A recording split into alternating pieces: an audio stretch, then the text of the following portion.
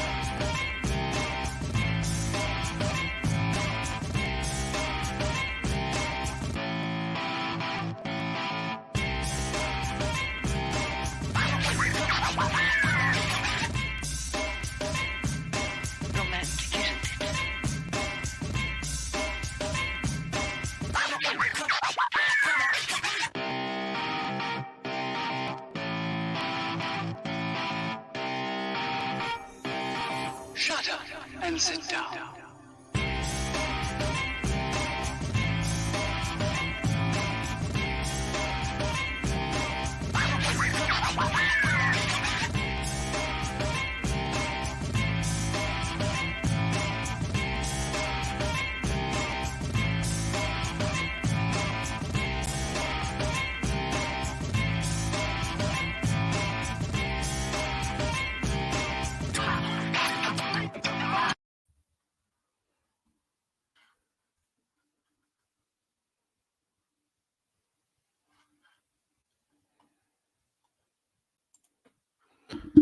Hello and welcome to Fight for Liberty Live.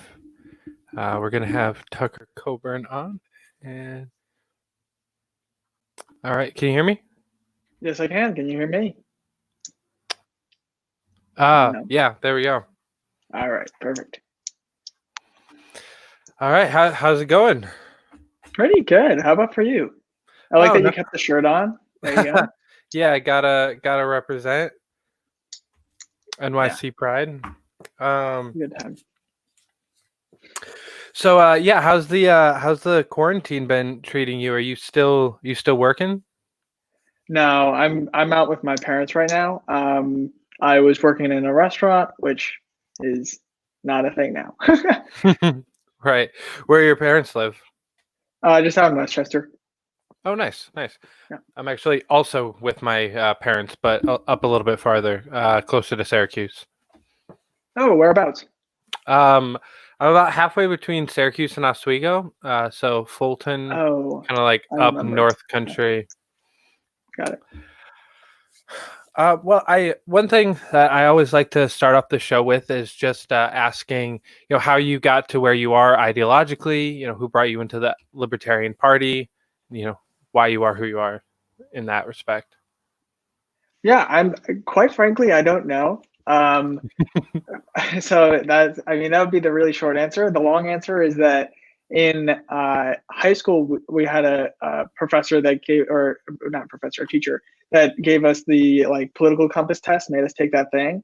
And then it was like the one that you align with most thing. And I think there was some other part to that, like we had to then research that person and do a presentation on them or something. It was during the ramp up into the Republican primary. So it was the spring of 2015. And I got Rand Paul. And everyone was like, that's weird. What the hell is that? And so then I had to do research on this guy. And so that was, anyway, then I eventually ended up volunteering for Rand Paul's campaign. And that was like my little entryway into libertarianism. But there were a lot of things that I found that I disagreed with him on.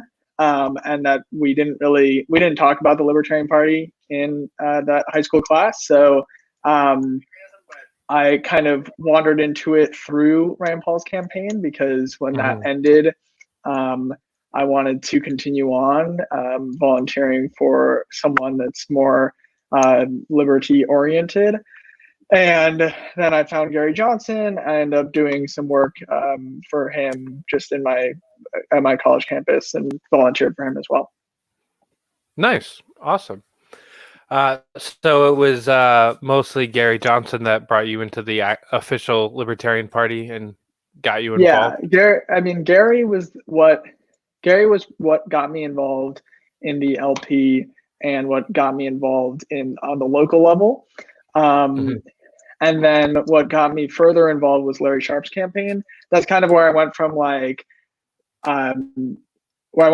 being like doing libertarian stuff as like a little side sort of show to where now it's like basically all I do. Especially with the coronavirus shutdown, now I just am all in. So well, you've got a lot going on. Yeah, no, I mean, I'm the field director for Joe Bishop Henchman for chair. I'm running for LNC rep, and I'm also the national team lead for Ken Armstrong. So I mean, two of those things end in 2 weeks. The LNC rep race, will vote during that online portion, and then the VP vote will also be during that online portion. So just a really tough 2 weeks here, and then we'll get through. Wait, so is the vote for Joseph Bishop Henchman not going to be then? Is the chair race postponed? It's not supposed to be. So what the LNC decided on Saturday was, after this 8-hour stupid long meeting, is that they decided that they would instruct or guide the delegates, I guess, to have first an online portion that would be on the as scheduled, so Memorial Day weekend, to have an online portion where we'll vote on the vice president and the president, and then we adjourn to an in-person meeting later in July. In theory, the delegates could decide if the online meeting, or not online meeting, if the online convention, sitting, whatever you want to call it, is going really well. The delegates, in theory, could decide, no, we want to get all of this done now. My guess is that there will be complications on the online forum, because it's like literally 10 days away. So setting that up in 10 days is intense. And I don't know. I think there would be a lot of pushback to doing the online portion now. Whether the delayed portion ends up being in person or online is something that we'll figure out in the future. But I do think, at least in my opinion, that we're going to only do the president and vice president vote over Memorial Day weekend. Okay, so that would leave both the national chair race and your race for. Oh no! So rep? the race for rep has to be voted on a certain amount of time after the convention starts. So I think it's 2 days, but I would have to reread it. But in any case, so that we'll have a vote for that basically within 2 weeks. Okay, and that's going to be online also. Yeah, right now they're drafting a new regional agreements so that we're able to vote online. And yeah, so that's basically all that needs to happen on that end. And once they draft that new agreement and it's approved by the majority of the chairs in the region, then we'll be able to vote online. Yeah. Nice. And then it's just basically you and Luke running in that race, right? No, Luke's not running in that race. Luke is technically running for chair. I'd rather not discuss him at all. Right. So it's right. Me. I forgot that he upped it to chair because he was originally running for Region 8, right? And I was not aware of that, but I'm happy I don't have to engage on the subject. But no, it's me, Pat Ford from Rhode Island. He's the chair in Rhode Island, and he does the Coalition Radio. And then Rich Bowen, who is the LP New Jersey treasurer. Okay. And I'm sorry, Rich, if I butchered your last name. Okay. Steve Minot is saying in the contents, no, please discuss Luke. No, Steve, no. If you want, you can come on here and we can discuss literally anything but that. I won't even say his name. Definitely glad that there's not a legitimate chance of him doing anything reasonable in the party. It's just not worth talking about. I mean, it's that sort of thing where it's like the party decides to focus on things that are outrageous, and I understand that there are folks in the party that are like, screw it, politics sucks, I want to be crazy. But like, that's not what a political party's for. Right. And I say that with all respect to folks that I think that one insinuation of that is being anti-Vermin Supreme. So I say that with all the respect to Vermin. I do not, I don't like him as a presidential candidate. I think he certainly has a place within the party, especially within youth development and youth engagement. But I don't want to see him as our presidential candidate. I definitely agree with you there. I grew to like him a lot more through this campaign as I began to dislike everybody else significantly, as I got to know them better, really dig into like Dan Berman or Arvin Vora or, any of some of the other candidates. I liked Armstrong, but he lacked the kind of oomph that I wanted to see out of a presidential candidate. And so towards the I'll call it the end, which is basically when Amash announced in my mind. Are you 100 in Amash? Yeah. Gotcha. He is. I was hoping he would announce since he left the Republican Party a year ago. So yeah, definitely on Team Amash. But towards the end there, Supreme was really starting to look like my possible choice because nobody else seemed. I didn't think anyone else would get the 5%, would be able to like actually grow the party that much. It would be kind of the same old. Yeah, I just didn't want to see like a weaker version of Gary Johnson. Fair. Yeah, no, I mean, that makes sense. I think that out of the folks that would grow the party, it's either, I think that the only two candidates running for president right now that would grow the party substantially are either Amash or Vermin. I don't think that the growth that Vermin would have as our presidential candidate would be productive in the long term, especially in helping our down ballot candidates. I think it would be very difficult for our down ballot candidates to be seen with respect and seen as electable within their communities if our presidential candidate is Vermin wearing a boot on his head. It would be very difficult to run in local communities under the Libertarian banner. So it might drive some national growth, but I think it would ultimately hurt our down ballot candidates, which is what I'm focused on. And then obviously Amash, it'll bring growth. There's obviously concerns about whether he brings in, the Republican light crowd, which is always a concern, but there's a significant opportunity there to change people's minds if we approach it correctly, instead of just shunning them forever. Because if we shun people forever, we're not going to grow as a party. Right. Yeah. I mean, if you really think about it, the Republican light crowd isn't necessarily something that we need to avoid. It's just something that we need to not let take over the party.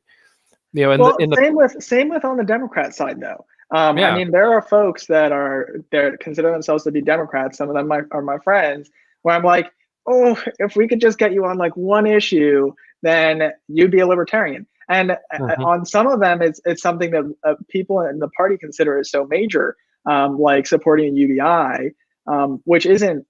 We've discussed this before. It's not necessarily an anti-libertarian position as long as it's structured properly. And I know that there are going to be some people that are mad at me for saying that, but it isn't.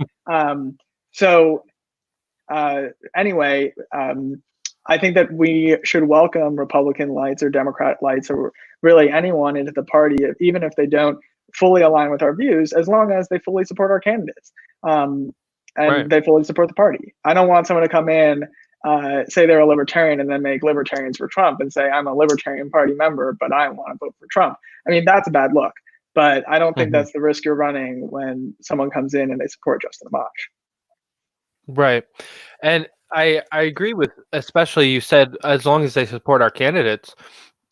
That's something that plenty of people that I would consider true to the bone libertarians don't support all of our candidates. I mean, you don't have to support all of the candidates. There could be a libertarian candidate that you disagree with. And I mean, I'm not going to be that person in the party who says, no, you have to vote gold all the time, like blue no matter who. Like, I don't know what the gold rhyme would be, but I'm not going to say that because obviously there could be candidates that don't live up to our principles. But if Right. there are candidates that fully align with our statement of principles, and you say, no, I want to vote for Trump, like, no, then you're not in the party to grow the party. You're in the party for other Right. means, and I don't appreciate that. Right. And I know a decent chunk of people that voted for Trump instead of Gary Johnson, who were one of them was an active county chair at the time. Oh, So, I've seen plenty of people that are what they would consider themselves real libertarians that are more harmful for the party than these Republican lights or Democrat lights that would come in, support a I mosh, don't know actually if vote for it. I've been lost or if David's been lost. Oh, can you hear me now? It looks like it's me.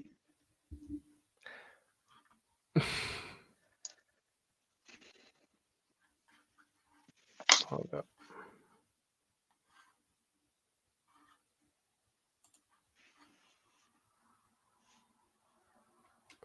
All right. Am I back? Yeah, you're back. There we go.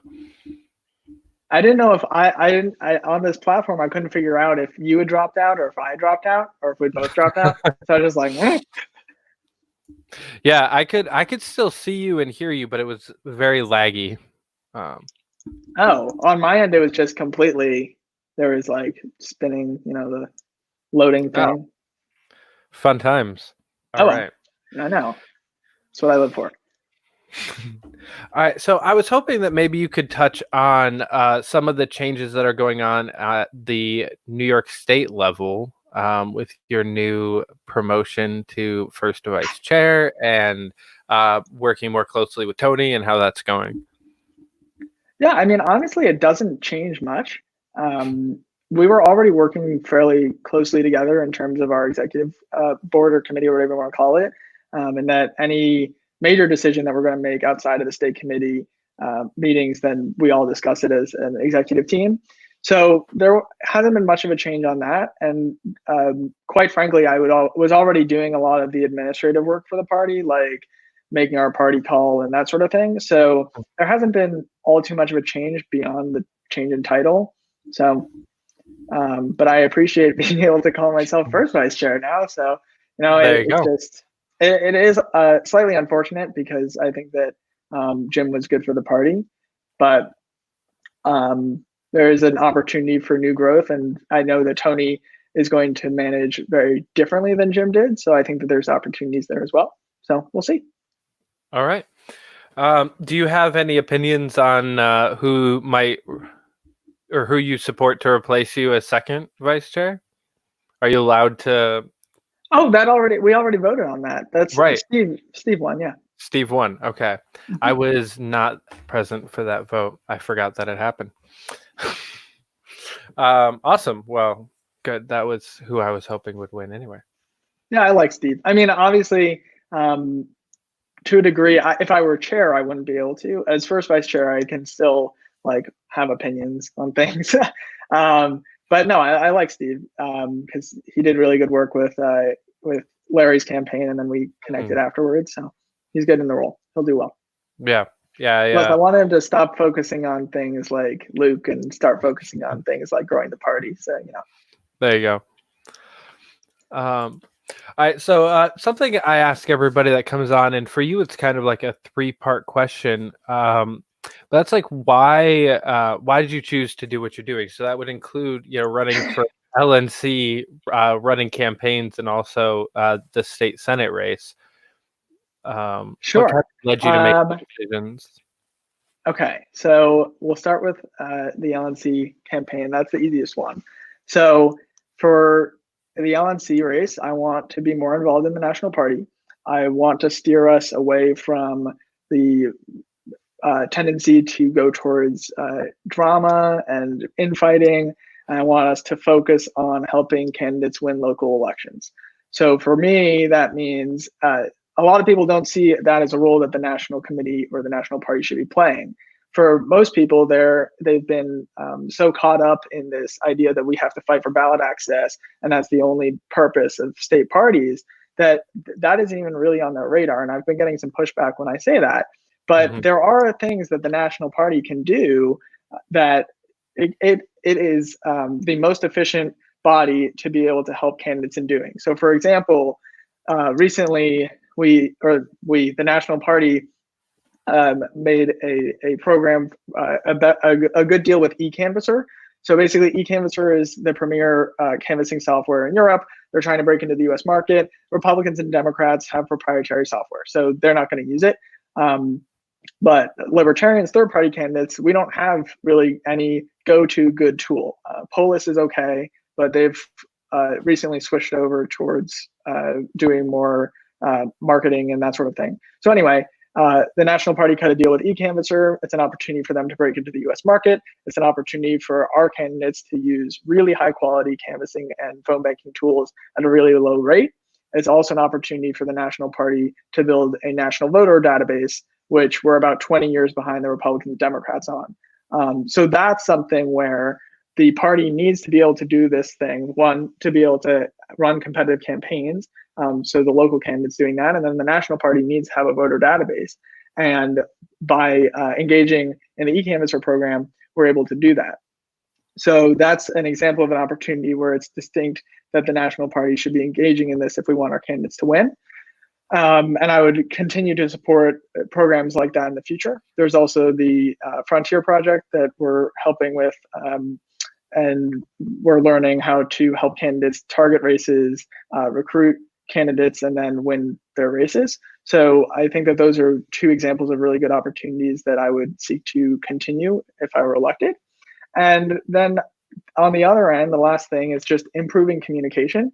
I think that the biggest frustration with the National Party is not necessarily that we have, or that the National Committee has 8-hour-long meetings. It's that the National Committee has an 8-hour-long meeting and nobody knows what happened in the meeting and nobody knows what the outcome of the meeting was. I mean, we just had a conversation. You didn't know if it was online or in person or what was going on. And that's insane. If you're going to have an 8-hour-long meeting, you should be able to come out of it and have clearly communicated to people what's going on. And that's just not happening.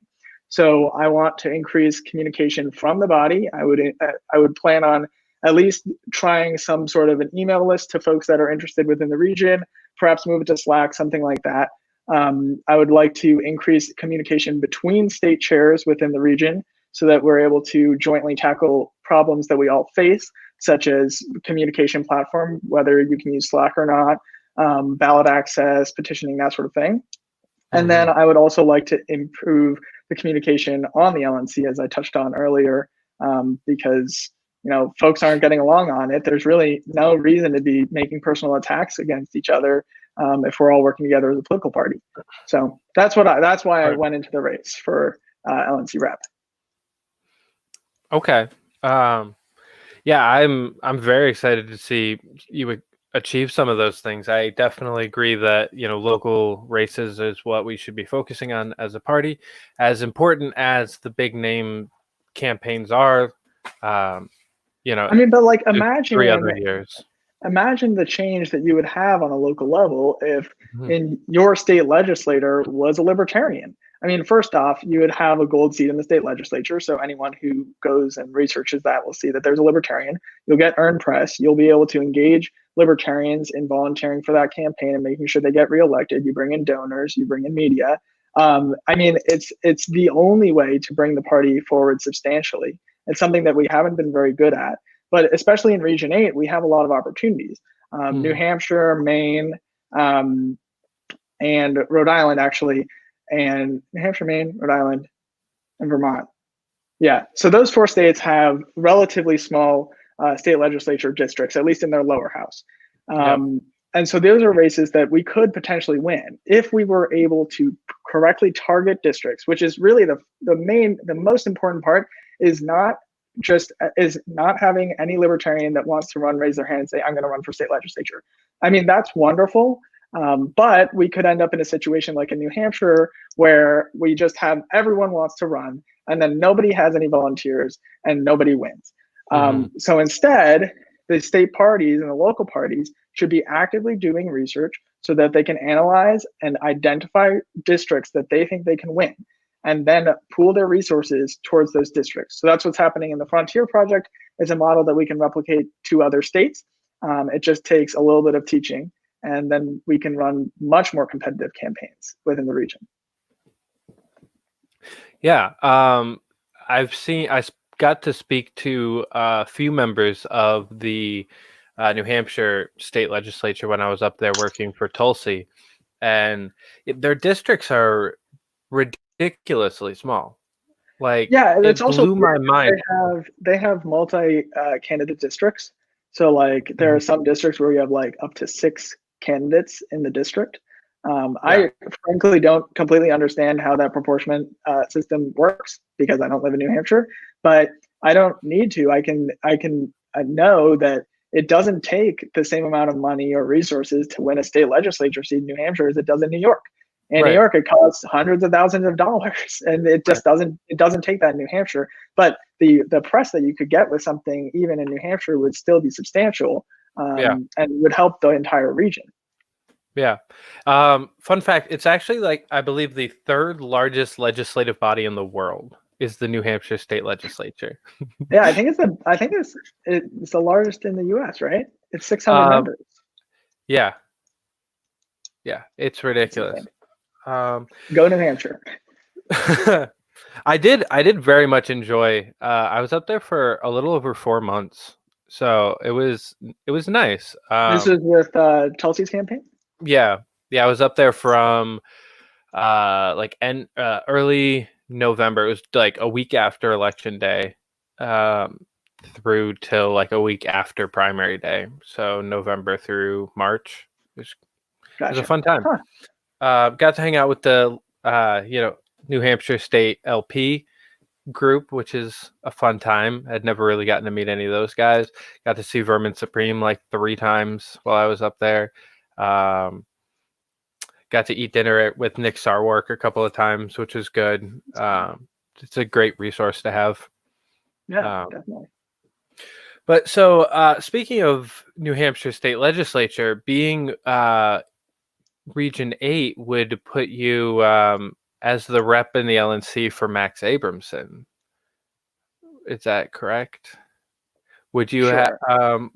would you continue? I just curious. Would you continue to help him run and stay on in New Hampshire as well, or kind of let him do his Republican thing like he normally does? I honestly don't really know where he stands all that much. I don't really engage with him, so I don't really have a good answer on that one. Fair enough. Okay, so moving on. Why take up these campaign positions, working with Ken and other campaigns? Yeah. So for the Ken campaign, I joined his campaign when he was running for president. I had done petitioning for him in New York. I think that, and I still think that he's the best candidate for president, but obviously he's not running for that anymore. But when I joined his campaign, it was because I knew that he had lost his campaign manager, and I knew that his wife was running the campaign, which is not a healthy campaign.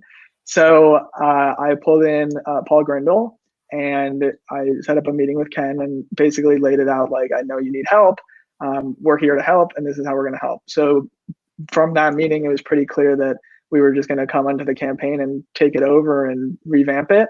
And that's what we did. So Paul ended up being the campaign manager.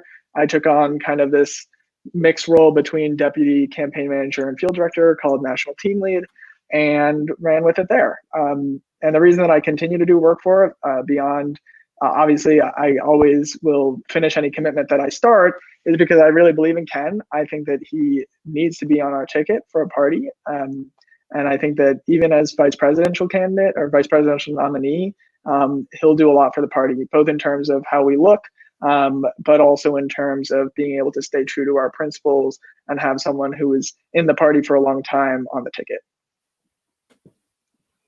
All right. And then, do you want to talk about that one, and then we'll go into Joe? Sure. Yeah. I like Ken. Like I said, he was kind of the main person that I liked in the presidential race early on. You said you still think that he's the best candidate for president. Would you pick him over Amash if they were running against each other? Oh, All right, we're back. there we go. All right. I don't know how much of that you heard. I missed everything. Okay. I was just mentioning, you said that you still think that he's the best candidate for president. So would you choose him over Justin Amash if they were running against each other? I mean, yeah, if they were running against each other, I would. I'm not 100% sold on Amash. I don't know who else I would vote for, so it might end up coming down to that. But I don't really like giving endorsements. But if I were going to endorse someone, obviously for VP, I would endorse Ken because I'm working for him, and I think he's the best candidate. But for president, there's no one that I'm right now would say that I would vocally support. It'll probably end up being Justin, but I'm not quite there yet. Okay, fair enough. Any particular reason for supporting Ken over Larry in the VP race, other than that you were already working for Ken? Yeah, it is a little weird to be running a campaign against Larry. I will say that, especially because some of the things where I'm like, oh, like doing debate prep against a candidate that you were very close with and that you helped doing debate prep, helped with debate prep previously is very weird because you're like, oh, he might that might be a pitfall for him. And then I get mad that I'm like coaching against someone I coached. It's really weird. But anyway, basically for the vice president, I think that Ken is the best candidate. I mean, I don't want to say anything negative about Larry because he's a great person for the Libertarian Party. But Ken has so much experience and so many credentials that even just that is really powerful for the party to say, look, this is someone who has been in the party for a decade and actually has a ton of experience. And that experience alone is something that we can take to the media. So that's really why I think that Ken is the best candidate. Okay. I like that. I definitely think that experience is important and kind of rounding out a ticket, especially. Amash has more experience than most people that's running, but it's still not that much. He's still fairly young and only been kind of in the legislative branch. It's nice to have somebody that knows a little bit more what the job of president would feel like.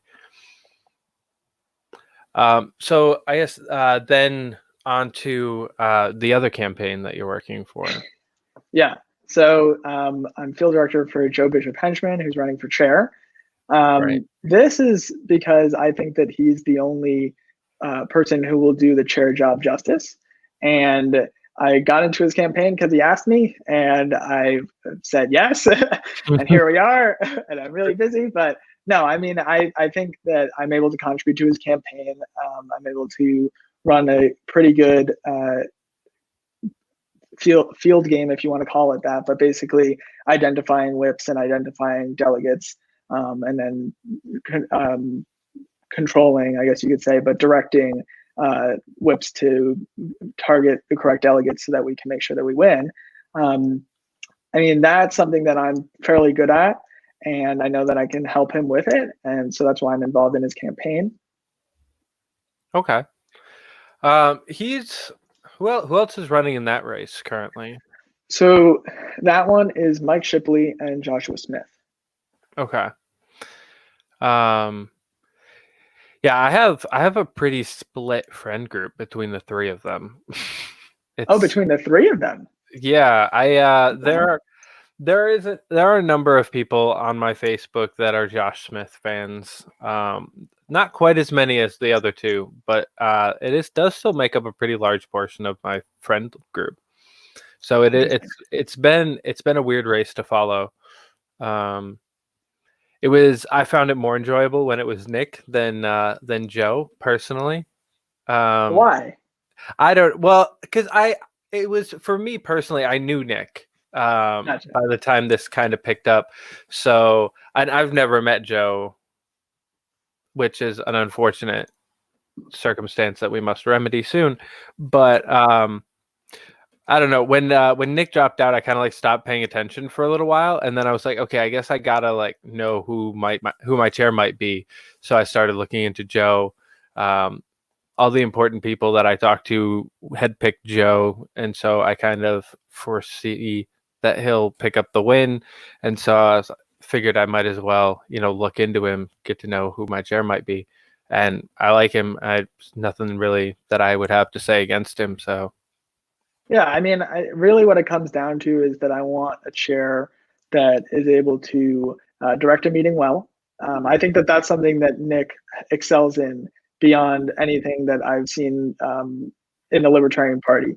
So, I mean, obviously, in the Libertarian Party, we have a reputation for running really bad meetings. And whenever Nick is running a meeting, it may be cringy at times, but it's at least still running. And it's still going, even if you're like, wait, did that just happen? But like, it's still running. It's still progressing. yeah. Then sometimes like I just go into like, even on the state, New York State meeting, sometimes we get off on a tangent and I'm like, wow, a really good experienced presiding officer would be really handy right now. But there aren't that many of them in the party. So I think that Joe would do a good job with that. And be able to have a commanding presence when it's necessary. But he also has an eye for what I think is most important, which is winning. I mean, that's really what he wants as the chair, is winning campaigns. Mm-hmm. Yeah, which is, I agree, the most important part. All right, so and then you are also running for New York State Senate. All right, last thing, yeah. Man, you are a busy guy. Just a little bit. No, I mean, the state Senate run, to be quite frank, it doesn't take up much of my time right now. I do anticipate doing some work on it before the election, because I want voters in the district to hear that there's a Libertarian running, and that we're the only choice between Zellner Myrie, the Democrat, and there's a Libertarian. There's no Republican. There's no conservative. I mean, it is a very, very blue district, but there are still people that are registered as Republicans, or they're enrolled as conservatives or independents, or Green Party members, and they don't want to vote for a Democrat. So I intend to, at the very least, send either letters or mailers to them and be like, hey, you can vote for a Libertarian on election day. Seems like a good strategy. Are you going to be working with any of the other New York City Libertarians this year? This year, I'm not sure. So if they'll have me, sure. I would love to get paid, would be really nice. Right. But I don't think that that's going to happen. So anything that I'll do will be on a much smaller basis than what I'm doing right now. Not that I'm getting paid for anything I'm doing right now, but I wish. Right. But at a certain point, I need to say, okay, enough is enough. So for New York City, I mean, I think that I really like Michael. I think that he'll run a good race. I reached out to him because last night, actually, were you on the candidate forum, or were you in the meeting before? I was in the meeting before, and then was on for, I don't know, maybe the first 15 minutes of the forum, and then had to run an errand. Gotcha. Never jumped back on. I liked what he had to say. There were some parts where I was like, he could benefit from having another person, another Libertarian, talking about a different way to message what he's messaging right now. So I reached out to his campaign to try to help with that, and I'm setting up a meeting with them. But yeah, I think that he's has the energy and that I really want to see from a Libertarian candidate that is running to win. To be quite frank, I don't think he's going to win for Congress, but I think he could pull 10 or 15%, which as a Libertarian candidate in the city is really important. Yeah, it's good to have that kind of energy, that level of dedication that you are trying to win, even if you think you might not end up achieving that goal. I'll run, which no offense to what you're doing, but I'll run just to run. I think what you're doing is even better than that, because you're being real with yourself. You're not going to waste a bunch of money and a bunch of people's time on 6 months. No one should volunteer for my campaign. No one should. Actually the true reason that I ran and this is the same for a couple candidates, is because we had to petition at the same time to get on the ballot for state committee. And the petitioning threshold for state committee was higher, and the district contained my Senate district. So and you can combine on your petition, you can say that you're running for state committee and for state Senate and put it on the same petition. So I literally had to get net 0 more signatures. Like literally just had to put my name as state senator, assembly district, or whatever I wanted to put, and I was going to be on the ballot. Nice. As long as I strategically did it within my district. So that's why I ran, because it's literally free. I didn't have to do any work. I just got on the ballot beyond the work that I was already going to do for state committee. And it's free advertising for the party because people see a libertarian on the ballot. And in a two-way race, that's actually pretty meaningful. Yeah, definitely.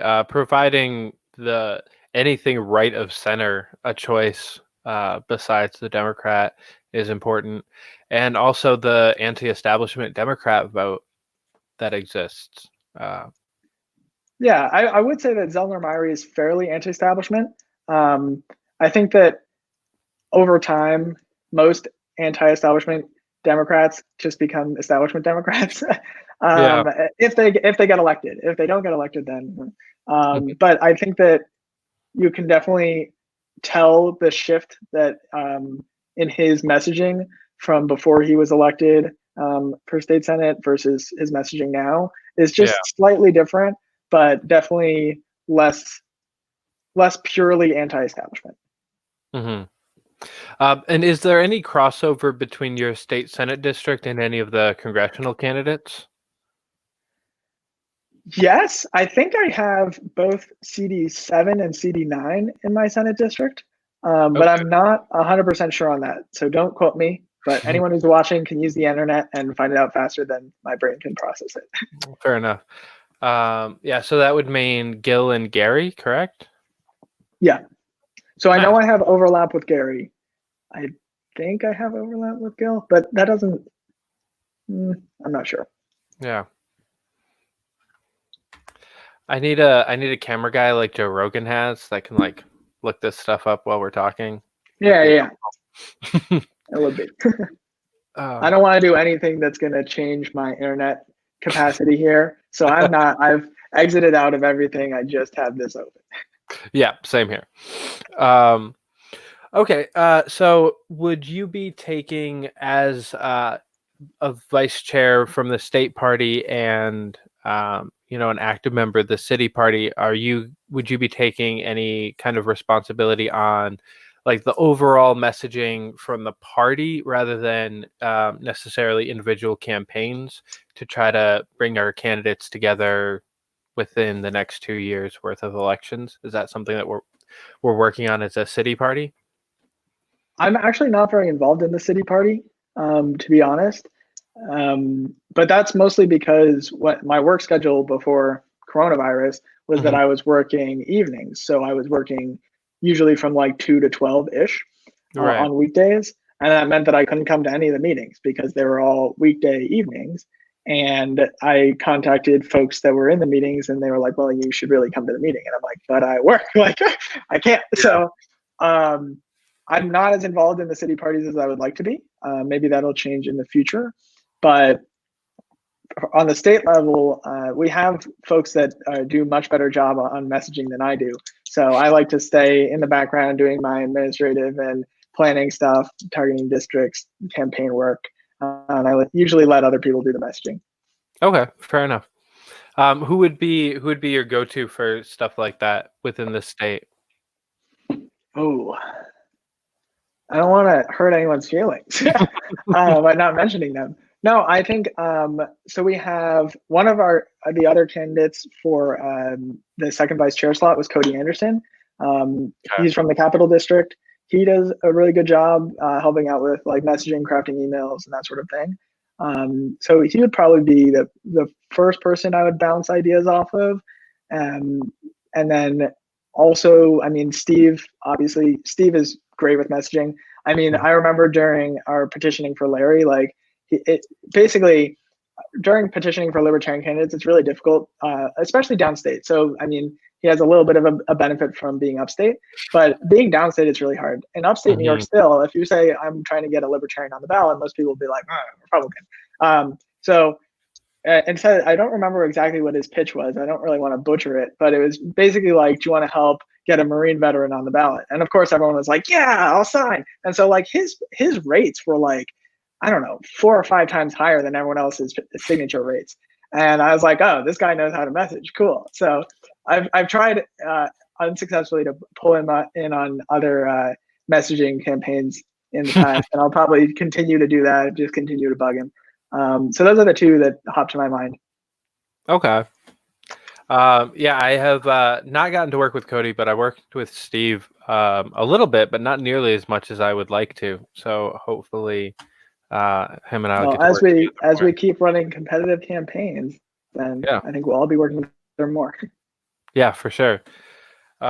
Maybe that's our problem. The three of us haven't all worked on a campaign together yet. Oh, you did Larry's campaign. Oh, that is true. On the ground level. Yeah. I remember when I met you and I was like, Yeah, I basically worked that last like week of the campaign. Yeah. And that was I remember that. Basically a hit. Yeah, because it was me, you, and like there were 2 other people, and we were giving out those the pamphlets. Right. And I don't remember the other 2 people, but I remember it being an adventure. Yeah. And then were you part of the group that was giving out the T-shirts at the end as well? No, I think you went and did something else that day, but like the day before election day, we were just like standing in Union Square giving out Larry Sharp T-shirts to like homeless people and random people on the street, and it was great. Yeah, I mean that sounds great. I remember people organizing that, and I don't remember what I had to do, but I remember not being able to do it, and I was like, oh. Yeah, it was definitely an adventure of a week of a campaign.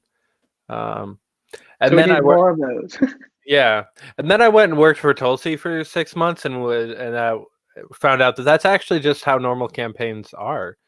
If you're working full time on a campaign, yeah, that's why these 2 weeks for me, or I guess it's a week and a half now, are just so busy. Because I mean, especially for Ken, I mean, there's just like everything is crunch time, and for a field director, that means get out the vote. So there's like a lot of planning and then volunteer recruitment and that sort of thing that has to go into actually getting out the vote. It's easier for libertarian candidates because we only have 1,000 delegates that we need to engage instead of an entire voting population, but it's still a lot. And then the extra Joe stuff, trying to tell people that I'm running for LNC, and it's busy. Yeah, I can imagine. Just 1 or 2 campaigns was way too much for me. So I don't want you to give away too much of your campaigning strategy, but what is the thought process for Get Out the Vote with this online meeting? Yeah, I mean, I will refrain from some things that I think that we're doing that are more on the innovative side, so that other people don't do them, I guess. Totally understood. For this time, but you're welcome to do it in the future so that we keep growing as a party. But no, I mean, really, for delegates, nothing really changes. So most of your delegate outreach was already going to be either by phone, by email, by social media, or by mailer. The density of delegates isn't high enough for you to do any like field canvassing or anything like that. Right. The only thing that you really can't do is in-person events, and that's something that we would clearly be doing if we had the opportunity to, especially when states were doing their state conventions. But and the Get Out the Vote crunch for delegates, it actually doesn't change that much. That was always going to be mostly online or on phone or some other remote means.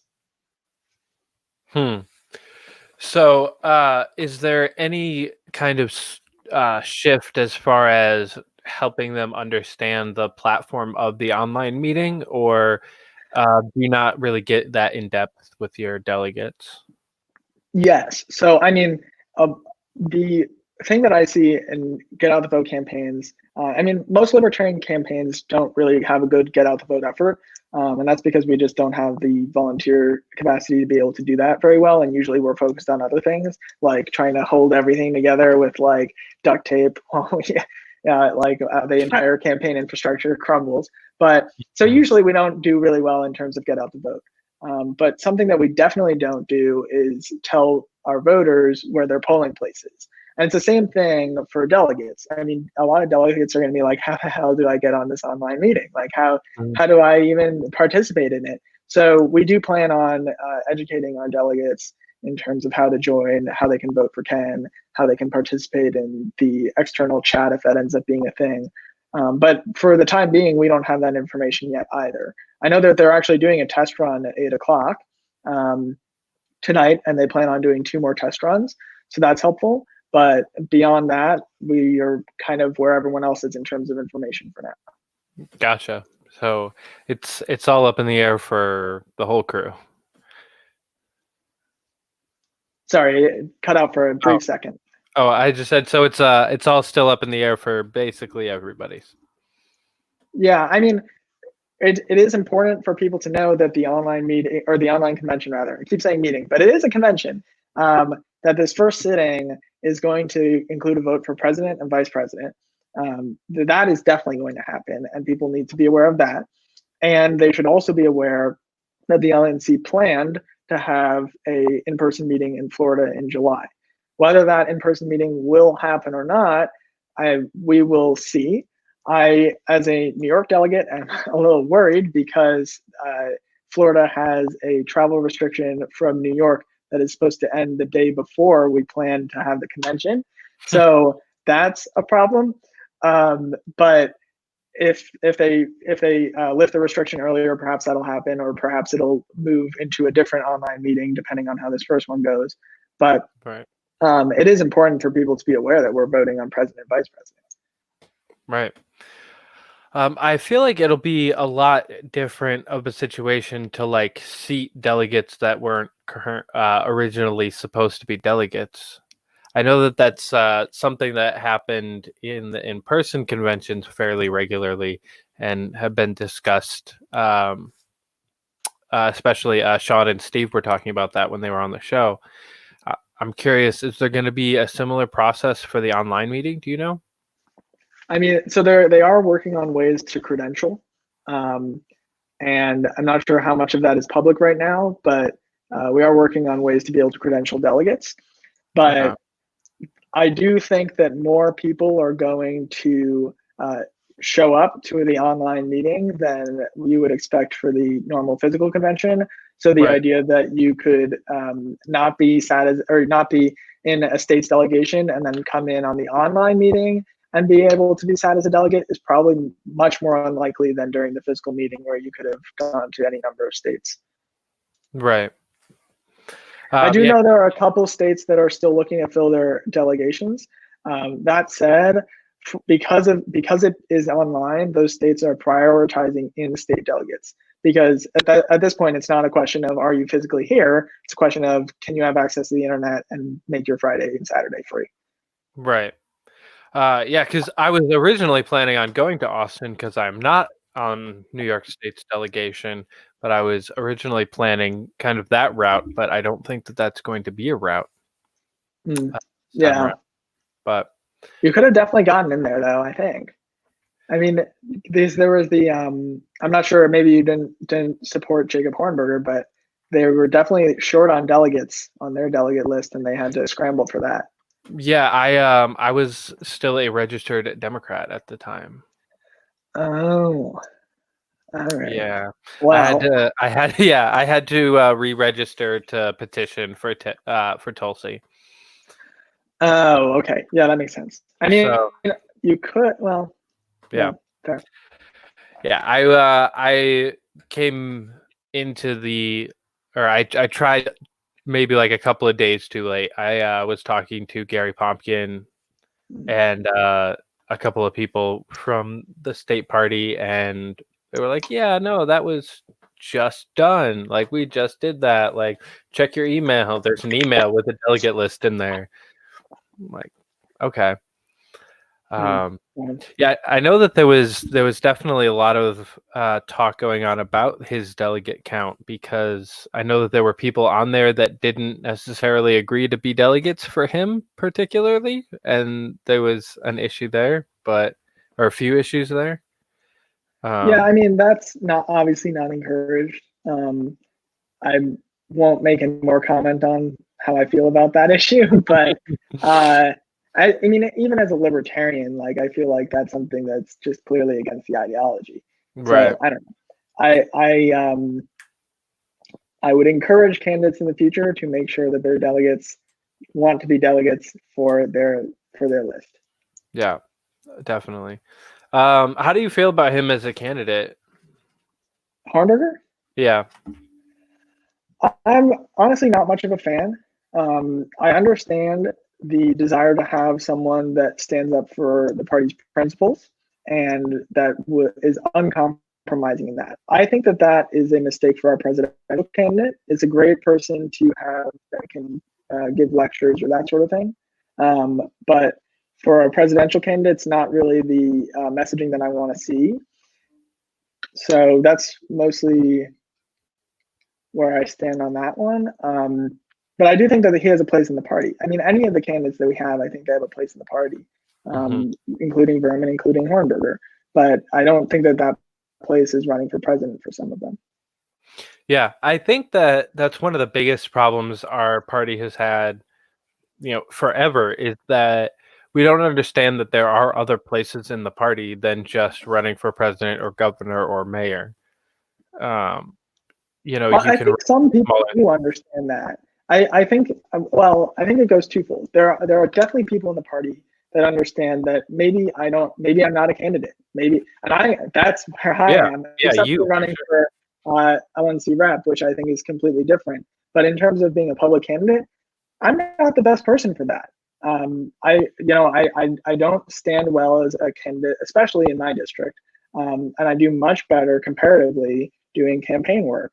And so that's where I know that I live in the party. And I think there are a lot of people that do understand that. I think that people that want to be candidates, for the most part, don't understand that they don't just have to run for the top, the highest they can go, like for the executive race or something like that. And I understand there are some folks that want to run legitimate campaigns, but only want to serve as an executive.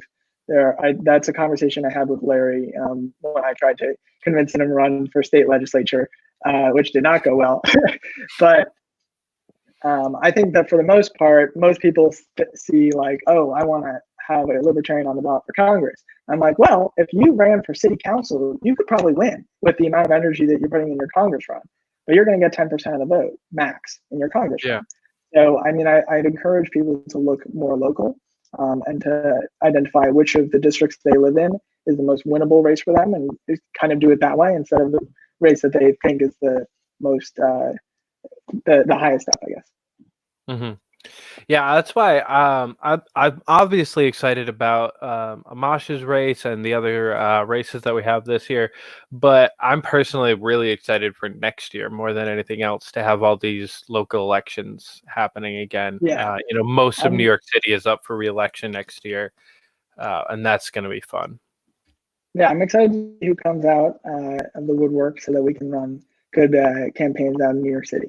I would say that that's a situation where I'm less in favor of specifically targeting districts, because for the most part, if you look at all of the city council districts in New York City, for the most part, there's not one where you're like, wow, that's a libertarian district. Except for, I mean, there are a few exceptions, obviously, but for the most part, you don't look at New York City council districts and say, oh, a libertarian can win there.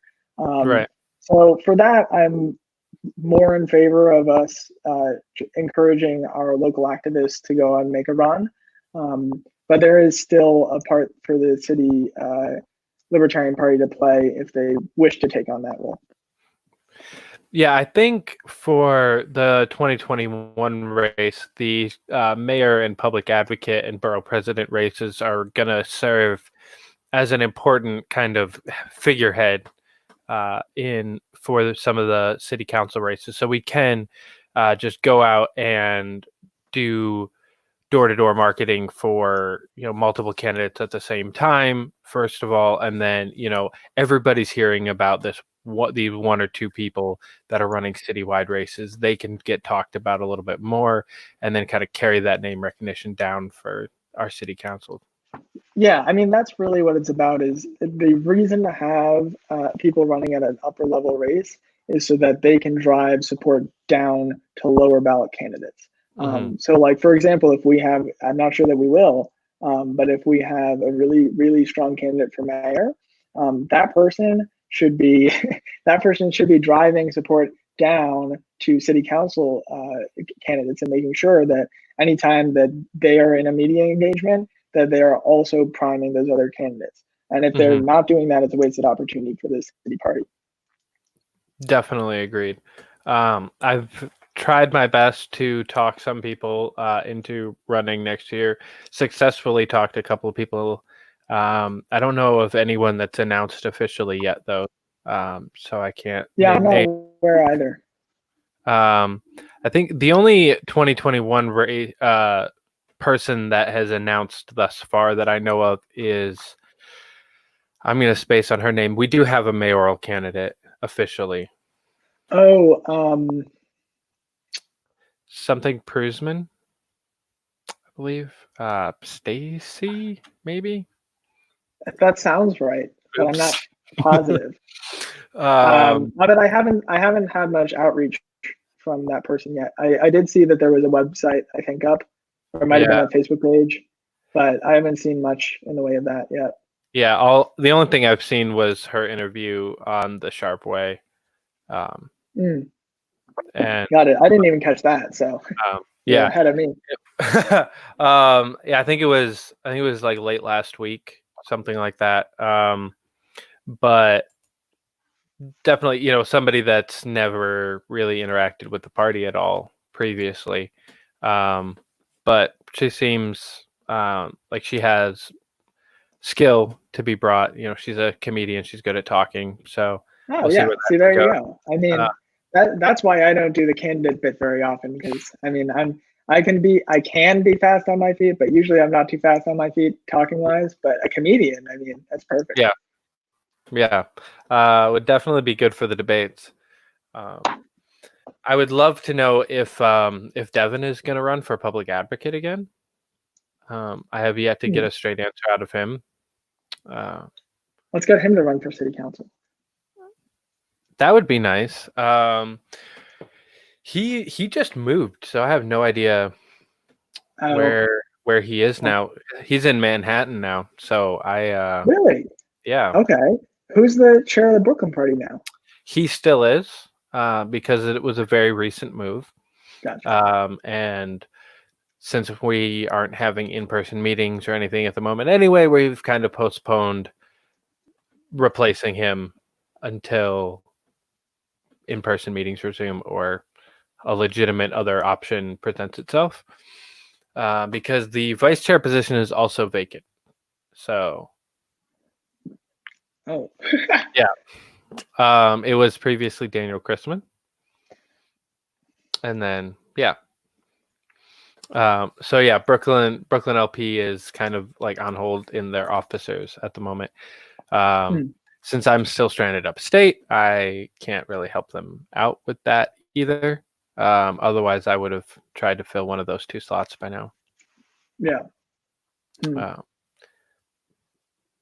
But if you come back to Brooklyn, I mean, that's the bummer is that I'm leaving Brooklyn. Oh, where are you going? I'm not sure yet, but the coronavirus situation has put a lot of things in question. One of them being my employment situation. So if I don't have a job in the city, I'm not going to live in the city.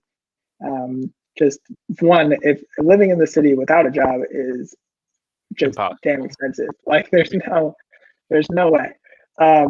But beyond that, like I don't really enjoy the city all too much. I'm definitely more of a open spaces sort of person. So being in the city was nice for working in restaurants, but beyond that, not my end goal, I guess. Gotcha. So, I mean, it will be a bummer because, like, for example, I mean, I'm going to move before election day probably. So, because my lease ends at the end of May. So, in 18 days or whatever. But so I'll be on the ballot because I don't need to, there's no way to can remove myself from the ballot. But I will end up having to vacate my seat on the state committee, which is a bummer. But I mean, there are folks that would say that there's no like provision in the rules that you have to be from your unit of representation, but like it's wrong to hold a spot where you're not living. I mean, it's just, in my opinion, morally wrong. So I'll have to vacate that, which will be a bummer. But we'll see. I'll hopefully fill a vacancy somewhere else. There you go. And now you can hold your position on the state committee and the national committee at the same time, correct? Yeah. I mean, there are obviously potential situations where you could encounter a conflict of interest, but really it's a state committee person. It would be pretty minimal. There are LNC reps that are also state chairs. So, I mean, for example, one of my opponents, Pat Ford, is the state chair of Rhode Island. He's running to be rep. And that's not it's not a huge conflict of interest. There might be a certain, like, there might be an occasional vote where you need to recuse yourself, but I've never really seen that happen. So, yeah. I think more. Sorry, what were you saying? I just said I couldn't see really where it would become a problem ever. No, I mean, if anything, you're more in tune with national issues.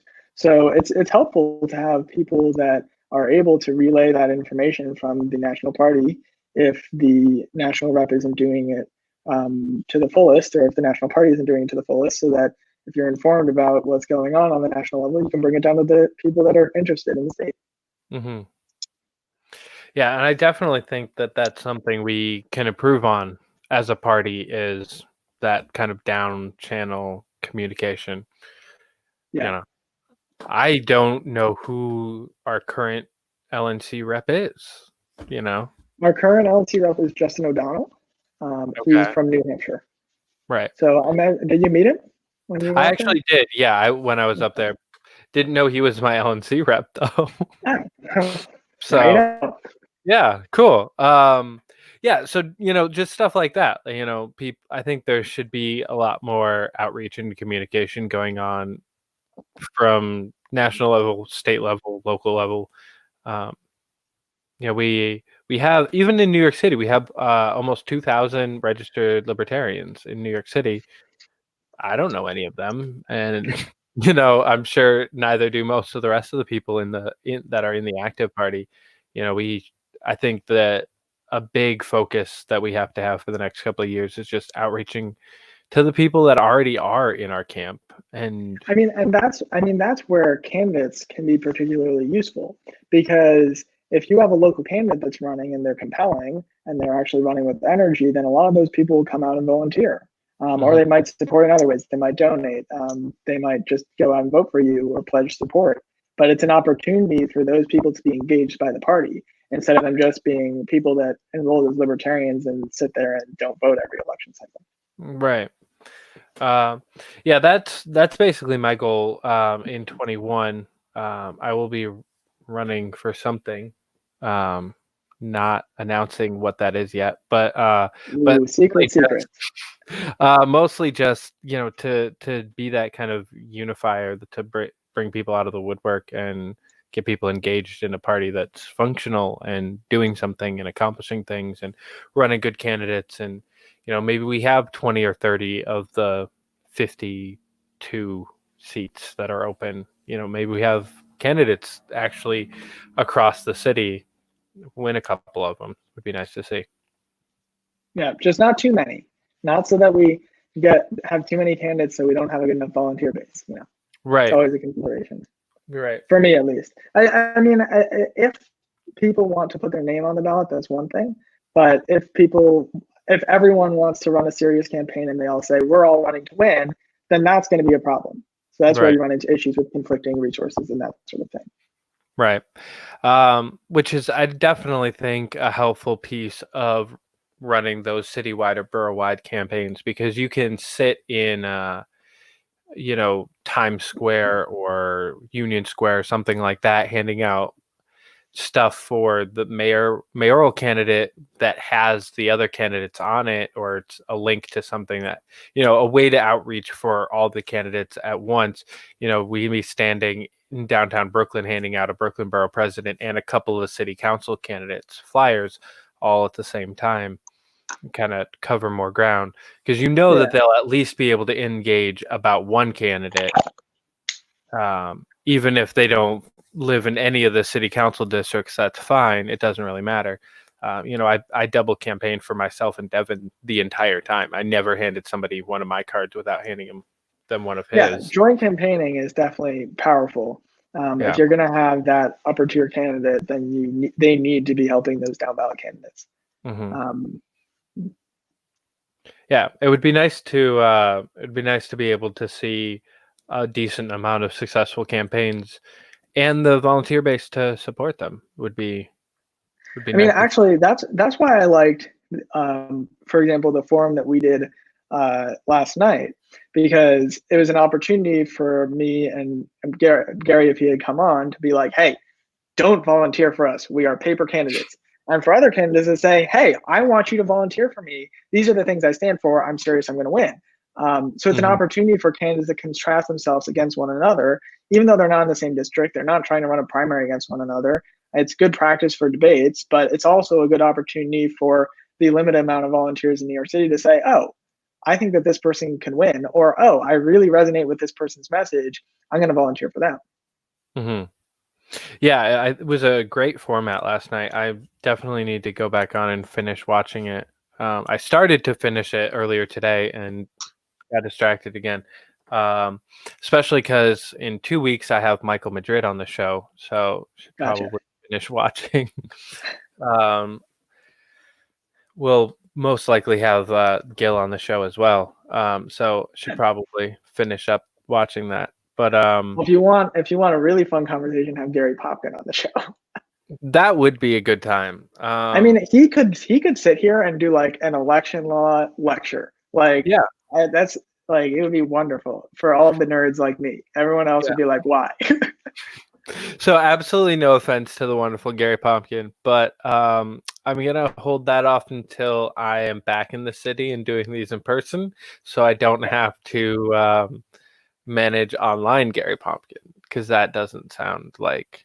Yeah, it's different, and it's different on a video or on a call, but no, I get that. In person is definitely always better. For sure.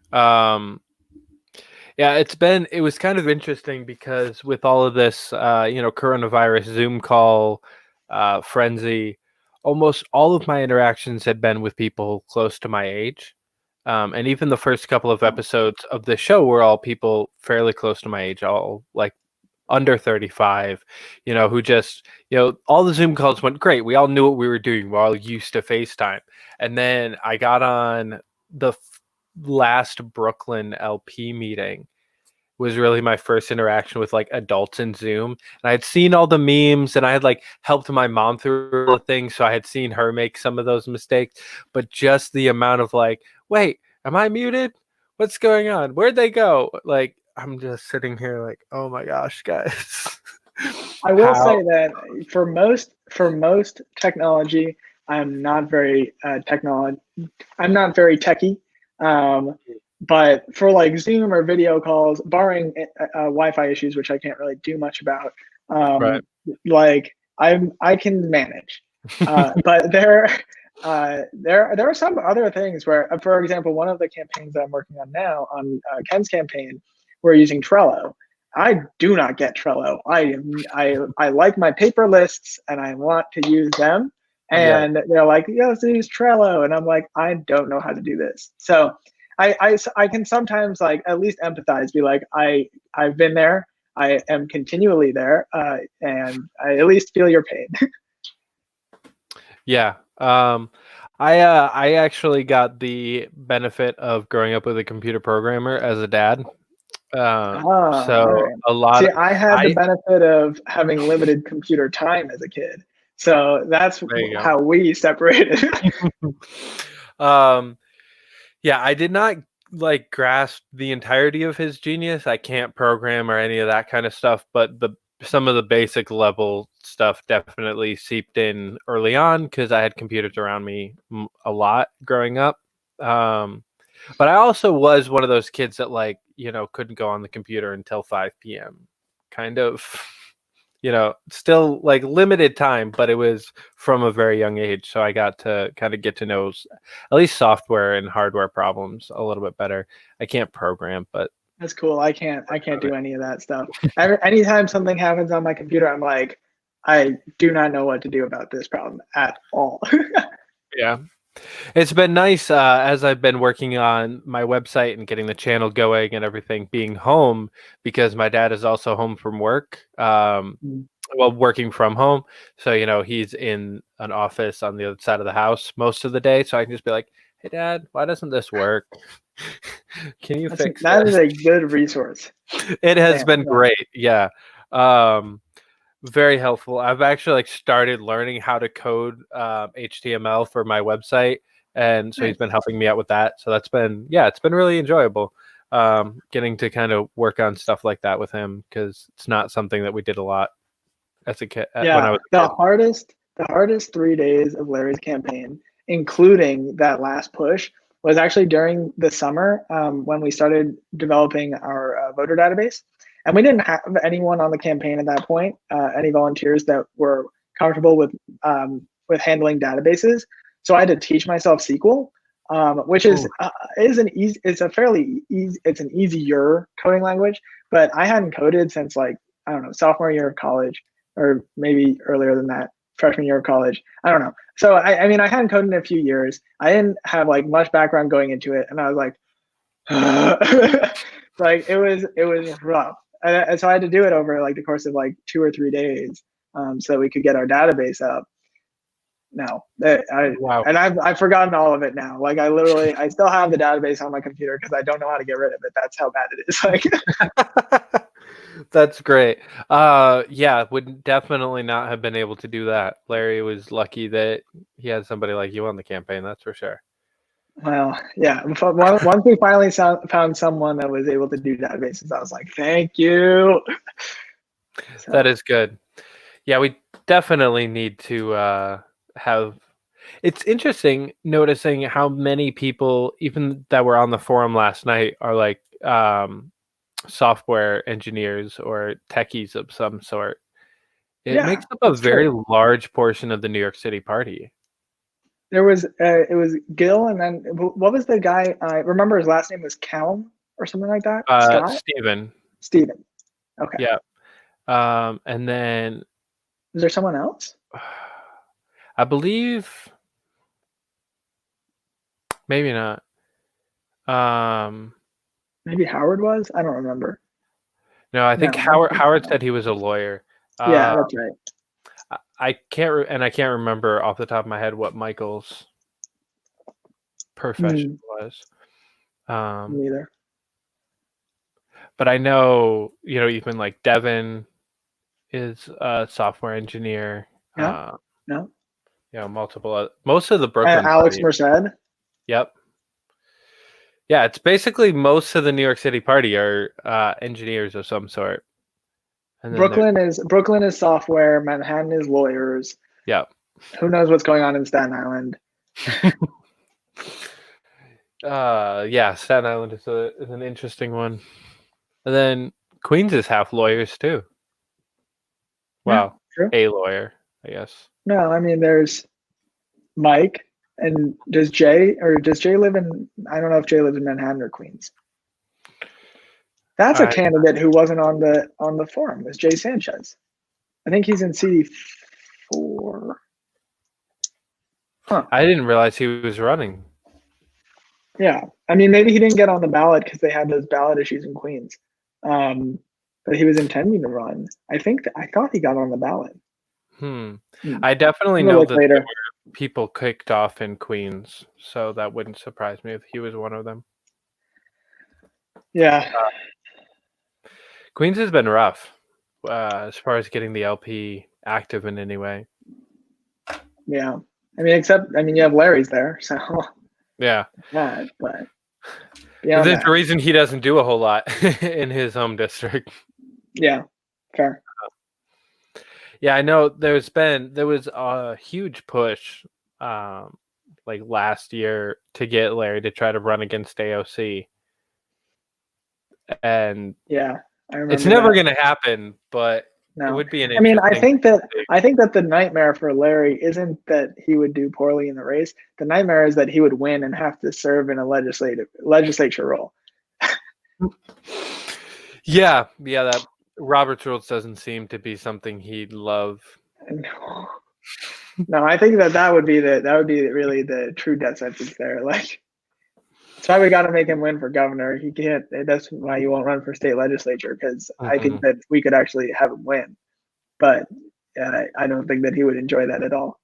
Yeah. I can't speak for Larry, but I mean, this is at least a conversation I've had with him more than one time. So yeah, I like him. I like him as the state kind of figurehead, as he does every well with 4 years.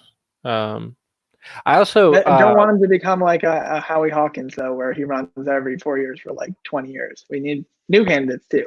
Yeah, definitely. Well, hopefully, he, of course, we're going to disagree on this one, but maybe he wins vice president, and we have somebody else that has to run for governor. Yeah,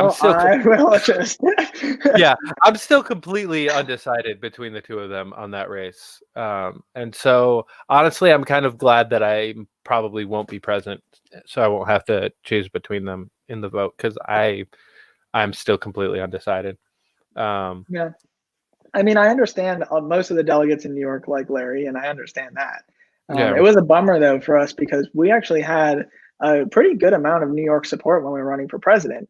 And then we dropped down and all of it went away because everyone loves Larry. I mean, he's our gubernatorial candidate. So, of course, they have an allegiance to him that we would never be able to mimic that like relationship and that bond that you have with a candidate in like 2 months. It's just not possible. So that was kind of a bummer. But well. Where is Ken from? All over. So Ken, I think he was born in California. And grew up there. He worked on the Alaskan pipeline. He lived in Hawaii for a while, then he lived in Mexico, and now he lives in Washington. Or he's living, basically, once they started the campaign, they were like basically entirely doing it on the road. So they didn't have a house. They being him, Dawn, and Earl, who's their traveling companion. And he's their treasurer, or our treasurer. He was driving for a while, that sort of thing, basically working as like an assistant sort of. And basically they just got on the road and started traveling and just like went to conventions, went to meetings, and that sort of thing. Some of them, looking back at it, especially now having joined the campaign later, I would like, wow, there is no, like some of this travel, there's no rhyme or reason to why they went to one place or another. And there's like so much inefficiency that it like makes my head hurt. But like as a campaigns person, I'm just like, oh, if I had gotten involved like 6 months ago. But right. So yeah, they don't have a home base yet, at least. Wow. That sounds intense. I don't know if I would say I don't know if I would want to go through that, but I kind of did during my city council race. So I was kind of like couch surfing for the last 3 weeks of that. Gotcha. Yeah. Oh, it's not. But at least that was all within a city. I would not want to be doing that on a national level. That sounds a lot more intense. Wow. So he doesn't necessarily have that hometown support from any of the states. No. I mean, I think that he'll probably get most of Hawaii's support. But that's only 5 delegates. But there isn't that same home feel, as other candidates would have. Right. Yeah, it's going to be a hot race. I look forward to seeing who pulls it out. Yeah, it'll be fun. Either one would be a good improvement to Amash, would complement him well. Yeah, I mean, and they do it in different ways too. But I think that both of them would satisfy something within the party. Obviously, I think that Ken is the choice. For me, it's not even a consideration. But if it ends up being Larry, I think that he would still do a really good job in the role. Right. And definitely better than, I've heard a lot of people say like Hornberger or Chafee. And I think the worst thing that we could do with our VP candidate is have it be another Republican light. As much as I I don't even disagree with, categorize Chafee as a Republican light. I don't know what I call him, but I don't think he's a Republican light. He isn't in reality, but in my opinion, neither is Amash. But he looks like it, and he talks like it, and he's considered it, and it doesn't help with the stigma. He was still a Republican senator for a lot longer than he was an independent governor, and longer than he was a Democrat. And he's still very conservative minded. Fair. I wouldn't like him in the role because, and this is true when he was running for president too. He doesn't have like that stage presence that you need as a supporter for VP. I mean, either our VP candidate needs to bring in media, donors, and notoriety, which is what Bill Weld brought into the 2016 ticket, or they need to bring in a substantial presence in terms of either their party backing, which is what Larry would bring in, or in terms of their credentials, experience, and their appearance, which is what Ken brings in. Right. So someone like Lincoln, like, yes, he has some credentials in terms of what he's done in his political career, but it doesn't add on much to Justin. It doesn't complement it in any way. And his stage presence just isn't there for what you want from a libertarian candidate, at least. No, definitely not. Have you heard him speak in person? Yeah, I did when I was at the it was the Pennsylvania convention. It was the last convention before everything just like shut down. And unfortunately, it was also the first convention since Paul and I took over. So we've been basically just doing all the virtual stuff because all the conventions canceled like literally right after we took over, which is a bummer. But. Right. Rough. Yeah, I got to meet Lincoln in New Hampshire. He came to speak for the Southern New Hampshire meeting before he was a candidate. This was like maybe a week or two after he bought his lifetime membership. And I remember liking him and being excited about him joining the party, but definitely, like you said, doesn't have the stage presence that we need out of our VP candidate. Now, where I think that going back to, I think everyone has a role in the party. I think that his role in the party, at least for this upcoming ticket, one, if he wants to run for something as a libertarian on a more local level, I would love it. And he would probably win. But I don't know if that's really something that he's interested in. The second thing would be to be a media surrogate. So as our ticket goes out there, we need people on the more local level that are able to talk up the ticket on more local media or on larger media as well. And he's someone that I think would be a good representative for that. Yeah. That's something that we've never really done, and something that bothered me a lot on the Tulsi campaign as well, because she failed to do this. Surrogates are not really a thing that we do much. Not enough. I mean, it definitely happens occasionally on more local media, and it happens every 4 years in the presidential campaigns, occasionally, but not to the level. I don't think that we engage enough people in it as we can. Yeah, I think the closest thing we do to like regularly having surrogates is Dave Smith talking about Josh Smith on his podcast. We definitely don't. We don't have people going on like CNN talking about that isn't our candidate, talking about our candidate very often. Yeah, true, very true.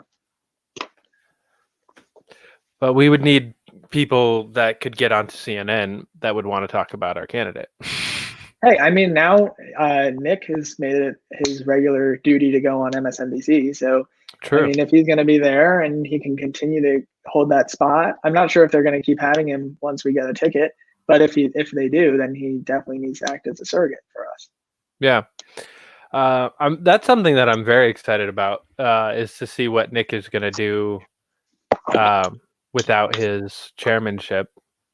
I think I'm like I'm excited, but I'm also I have the this idea in the back of my head that I might be severely disappointed.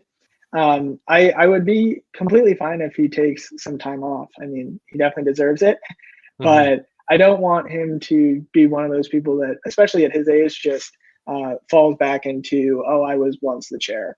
I would really like to see him do something more productive in the party. And I think from everything that I'm hearing, that's the plan. But there's always this part in the back of my head, especially with libertarians, where I'm like, ooh, I might be sorely disappointed. Yeah. That's definitely a worry. And a thing that we see pretty often is people just kind of peaking at this stage in life, and I'm like, okay, yeah, I did the thing. I was the chair of a national political party, which is impressive. It's something I'll probably never be able to say. Speak for yourself. No, I'm joking.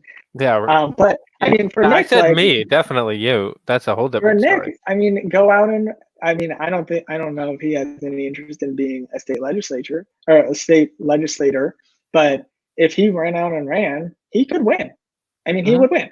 So, especially with the backing that he would get from the local party and possibly attention from the national party and national media, I mean, he could put up a really, really good fight, and I would say run for something larger than state lower house. That, in my opinion, would be shooting too low. It'd be like, why is the former national chair of your party running for state lower house? But I think that he could be a really good candidate in the future. So we'll see. Yeah, we'll see what happens. I know there's a lot of hate for both the mayor of Manchester, where he lives, but also just the governor of New Hampshire. I think would be a good race for somebody of his clout and stature. Yeah. I'm actually in the process of trying to groom a Libertarian candidate for mayor of Manchester, even though I have nothing to do with the Libertarian Party of New Hampshire. I still have friends up there, so I'm trying to convince one of my friends to run for mayor. We'll see how that works. That'd be good. Yeah, I think people just need to realize that like they can actually run for office. It seems like this big wall that you have to jump over, but in all reality, like you said, you got on your ballot without doing any extra work at all. Yeah, I think that's maybe a unique situation. Yeah. But I would say I don't know if I actually agree with you on that. I think that, and this is a place where I disagree with Nick Sarwark as well.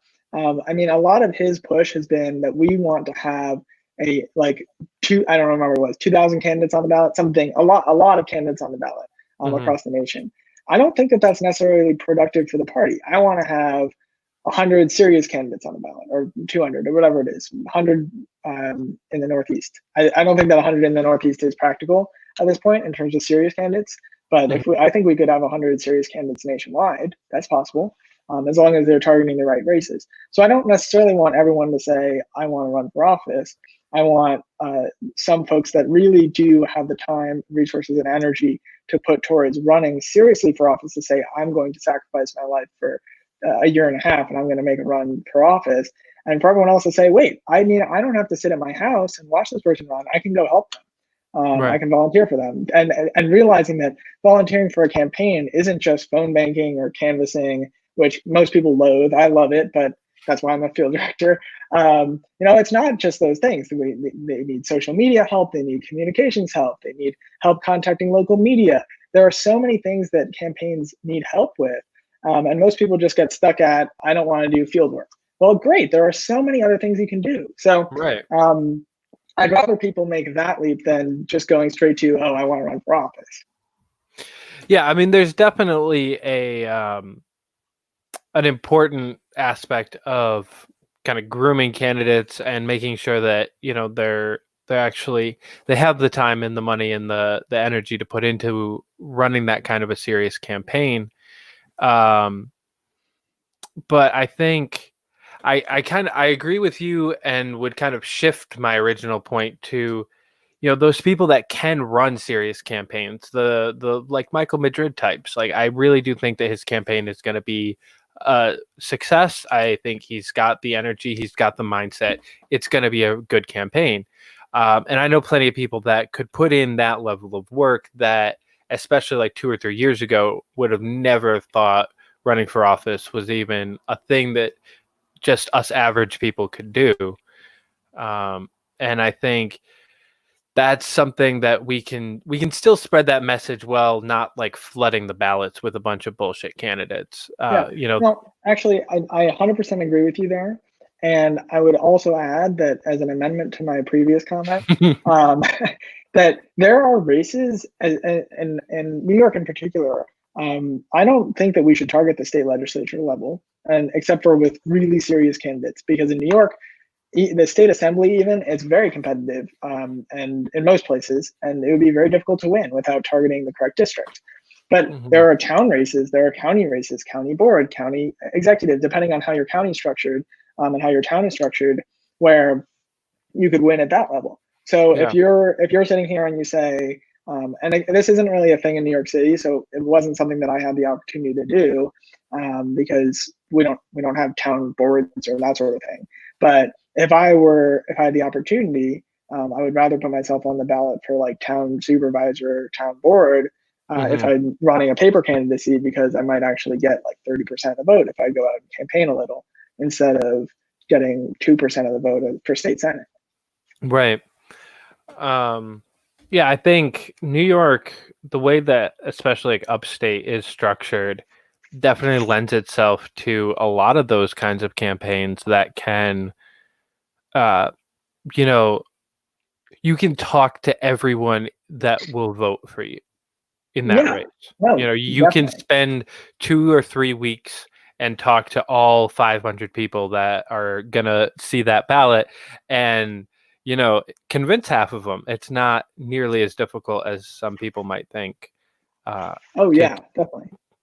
And there were some places in upstate New York where we didn't do this year, and I'm a little disappointed in myself, but also in the state party for not having the bandwidth to be able to do this. I know that, we were really focused on like important issues like the election law and making sure that we were set as a party, kind of as the basic before going out and doing anything more adventurous. But there are districts in upstate New York that we need to target for state assembly. There are some state assembly districts where Larry got like 9 or 10% of the vote, and to not have a candidate in there for 2020 is a little disappointing. But it means that in 2022, especially if we have Larry or someone else running with that sort of name recognition again, it's an opportunity that we could win those races. Yeah, I know that he did very well out towards like the Rochester Buffalo area. Yeah, out in like Allegheny County, he did well. Schuyler, those sorts of areas, kind of like southern tier, but western southern tier. Yeah. Hopefully Dwayne Whitmer can pick up some of that cast off from the kind of northern part of that. That'd be a nice campaign to watch. I hope so. I in addition to all of my other activities, I've also been helping Dwayne, so gotta fess up there. I was helping him with he's starting to do like phone calls and that sort of thing, so I was helping him with his script and getting set with that. Nice. And actually I got him to start using the e-canvasser program through National, which I'm encouraging any local candidate to do because it's cheap. It's a really good deal. So I got him on that, and gonna help him get set up with that. And I think that he has a really a great opportunity, especially with the special election, because he both has, it's a weird situation, especially for a libertarian to be in, where he has both a special election and a primary on the same day, because there's someone primarying him for the general election, which was unexpected. And there's also the special election that he got the nomination for. So he's going to have to turn out libertarians either way to vote for him in the primary. So they're going to vote for him in the special too. I'm assuming there will be very few people that would vote for Dwayne in the libertarian primary, but not vote for Dwayne in the special election. Right.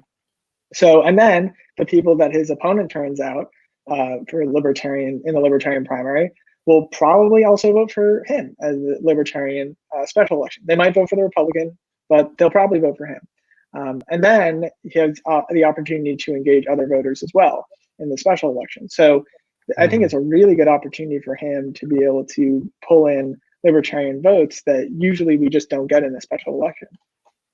Right.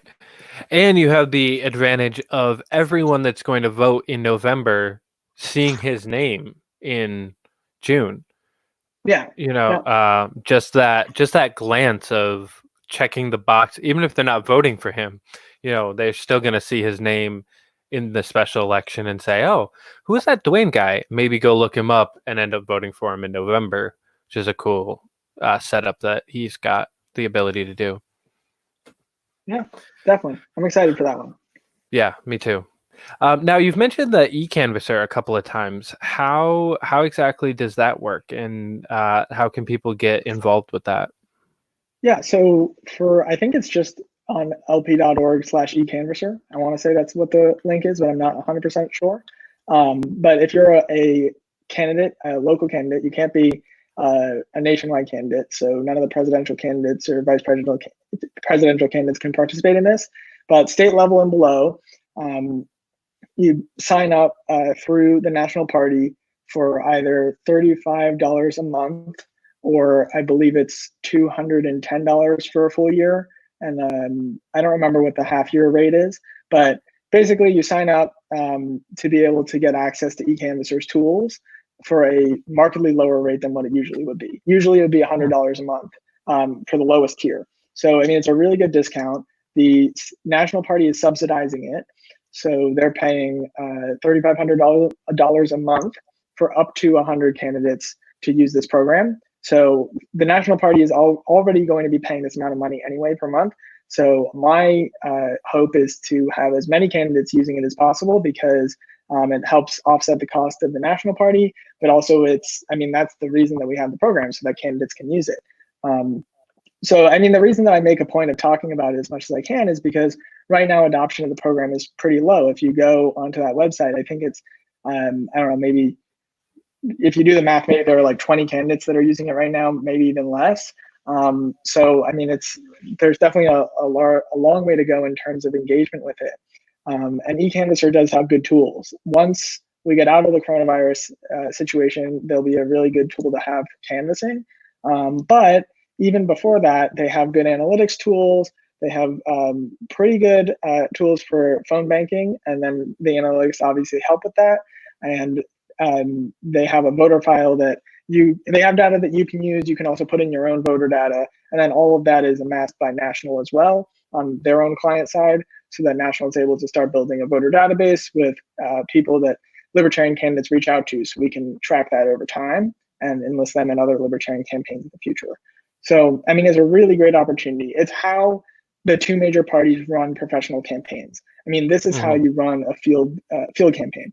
And as a party, we expect our candidates, and this is something we ran into during Larry's campaign, we expect our candidates to create a field game out of thin air every single campaign. Like, because we have to remake the wheel every single time. So, I mean, during Larry's campaign, we had to pull together our own database. We had to pull together a call system, which actually was donated to us by our lieutenant governor candidate, because his company had a call system. And then we cobbled that together with Polis's field software. And like, it was just kind of a huge mess that like kind of worked okay together. But the opportunity to have a professional tool like eCanvasser, or like what the Republicans and Democrats get to play around with, is a huge opportunity. So that's why I talk about it. Yeah, it sounds like a great resource. I did double check. You're right. It's lp.org/ecanvasser. Well, there you go, right down there. So yeah, all of the many candidates that are watching this, please click on that link, sign up. Yeah. And it's also a good opportunity to fundraise. I mean, especially during coronavirus, it is hard to fundraise because most people are either making less income or their income has been cut off. But people will still donate for a cause that they believe in. So if you say, I want to raise $200 or $180, I think, to have eCanvasser for the entire election cycle, and you say, I want to raise $180, and that's your goal as a fundraiser, I guarantee you will be able to raise that $180. But if you go out and say, I want to raise $180 and you don't say why, it'll be much harder to raise that $180. So it's a good opportunity to fundraise, and it's a good opportunity to get access to really great campaign tools. Right. I'm excited to take a look at that. I'm sure one of the many campaigns I'm on in the next 2 years will be using that. So, Yeah, I mean, have you gotten to work with it yet? I actually have not. I've gone through demos with it, so I am familiar with the tools that they offer, and I'm familiar with the tools that a lot of different services offer just from doing fieldwork. But I haven't had the opportunity to work on an LP campaign with eCanvasser. I will soon have the opportunity to do that with Dwayne, though, so I'm excited for that, to be able to kind of play around inside and see if there are any extra features they've added since I last checked in with them, or to see if there's anything extra for libertarians. But yeah, I mean, it's good software. It's not like we're kind of settling for something mediocre so that we can get a good deal. No, this is like the real deal, good campaign software. Awesome. Yeah, that's definitely one of the biggest problems I've had just in my time with the LP. It's just that kind of legitimacy and just using good data, good software, being ready and running a professional campaign like everybody else does. Yeah, I mean, if anything, we're just setting ourselves back by not having this because, I mean, as I've said, the Democrats and Republicans have been doing this for years. I mean, both the Democrats and Republicans started developing their voter database over 20 years ago. And it's gone through several iterations, but now they have campaign tools that plug in with their voter database, and they're able to, every time their candidates contact someone, they're able to get more information about people. And that's how a political party can really be able to target and micro-target voters. Which is ultimately, once we start like running serious competitive campaigns and we grow as a party to the point where we aren't going to just be focusing on races where we specifically identify the race, and we're instead going to eventually, hopefully, be able to be like the two major parties and just run a campaign and be able to run a serious campaign in any district, or most districts, I would say, because New York City Republicans can't run serious campaigns either. But once we're at that point, we need to be able to have the software that can complement that and can complement actual modern campaign strategies such as micro-targeting. Right. Yeah, we're never going to be able to beat the Democrats in New York City with Google Sheets. It's just never going to happen. Yeah. No, I thought you were going to say we're never going to be the Democrats in New York City. And I was like, well, mark my words. But no. No, with Google Sheets. Not with Google Sheets. Not going to happen. Nor Excel, nor homemade database on computer. None of that's going to work. Yeah. So this gets me excited to see that, the party as a whole is stepping into the right direction, into the kind of legitimacy factor. That's something that I definitely want to see out of the party. Yeah, and I was actually pleasantly excited to see that this program existed, because to be quite frank, I only heard about it fairly recently when I started running for LNC Rep. Because something that I've been pushing for a long time was for the National Party to be able to develop its own voter database. And I was talking with someone about that, and they were like, well, have you checked out eCanvasser? And I'm like, huh? And so then I looked into it, and I was like, wait, this is so much better, because it's not just a voter database. It's also high-quality campaign tools. And it costs much less than if we were curating our own database internally. So, I mean, it's really is an amazing deal for the party. I was excited to see that people had kind of thought about that already. It gives me hope for the future if I'm able to be on the body on the LNC, or if I'm not, that they'll continue to kind of figure out ways to help campaigns run better in the future. Yeah, I'm excited to see you be able to take on that role and help kind of push those ideas. What other kind of innovations would you want to be working on? I know you mentioned a little bit of how you want to kind of form the LNC back at the beginning of this, but what other kind of innovations do you have, things that you would want to focus on? I think that there are, I mean, from a campaign aspect, there are definitely tools that I think in the long term we need to be able to have either in-house or have firms that are dedicated to libertarian campaigns, or that they're dedicated to not be solely Democrats or Republicans. On the campaign tool side, it's very frustrating when a libertarian campaign uses a certain software, and then that software hits a certain volume and they're able to be profitable, and they decide, oh no, we're only going to be Democrats or we're only going to be Republicans. That happened with something called Hustle, which the Gary Johnson campaign used, which is a peer-to-peer texting platform. And because they hit a high enough demand, now they say only Democrats can use our software, which kind of sucks because it was a really good peer-to-peer texting platform. So there's definitely, I would like in running more competitive candidates and being able to grow the party that way and bring more money in and more donations. I would like to give the opportunity for libertarians that are more technologically advanced than I am, such as yourself and other software development people, to be able to go out and develop things like that and know that they'll actually have an audience and a market for it. But we're not there yet. I mean, that's why we need to partner with a different existing software for now, because we're not there yet. But I think that my long-term goal would be to have either proprietary or linked software that is for just libertarians. That would be great. I would love to see something like that where we can be competitive in those races and really have those same tools. Working with Tulsi, I got to see what the Democrats have on a national level. Van. And that's where you're just like, I'm jealous. At least for me. I don't know about you. Maybe you had different experiences. I mean, so it is an amazing tool that running another campaign without will suck, but it also sucks. like NGP Van is terrible in a lot of ways, and I hated using it for a lot of reasons. It crashes regularly, and the process of sending out a mass email takes like a minimum of a half an hour, like minimum. Like that is even if you like copy paste stuff in. Yeah. So I would very much like to have a better version of NGP Van. But that's just about people getting kind of entrenched and stuck in their ways. The Democratic Party is terrible at that. So and that would never happen in the Libertarian Party. Oh, it always does.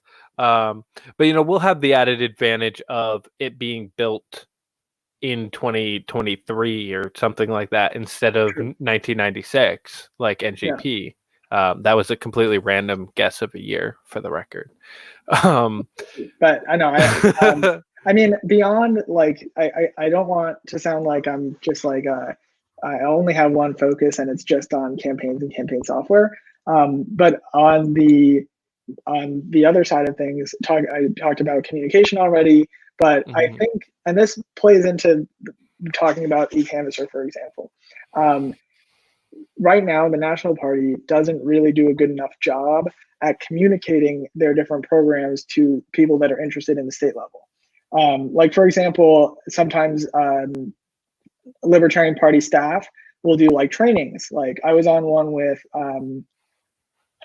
it was Jess Mears and I think Kara Schultz were on it, and they were doing a candidate training, and I showed up and there were probably like 10 or 15 other people. But I was like, wow, like if other people, there are so many more people I know that if they were aware of this, they would be on it. Like a candidate training seminar should have like 50 or 60 people on it, not 10 or 15. Yeah. And that's just a lack of communicating that exists. Was that the one about the virtual town halls where they were talking like? Yeah. Yeah, I was on that, and only because Brianna Coyle sent me the link like after it started. Like, yeah, I mean that's our communication. I think that there's a worry to be too centralized, because that's always a worry for libertarians. But centralized communication isn't necessarily a bad thing. If you have someone who's going to blast something out to an entire region, that's helpful. So, I mean, as regional rep, I would, again, I'm not going to force anyone to receive emails from me, because I can't do that, and I wouldn't want to do that. But if anyone wants to receive emails from me saying that these are the things going on in the National Party for the week, and you can join in these seminars and that sort of thing, that's certainly something that I'm planning on doing, because right now we have a lack of communication. Usually what happens is that those seminars are just posted on Facebook. The really important things like eCanvasser or other programs are sent to the state chairs, and then it's like, educate your body. And some of them do, some of them don't. Some of them don't do a great job of it. Sometimes it gets put off for whatever reason. And so we don't have high adoption rates. Instead of if someone was like, hey, use this thing or be on this training. I mean, it would be really powerful to have someone that's just even a little bit more vocal about engaging in all the resources that the party is trying to get people to use. Right.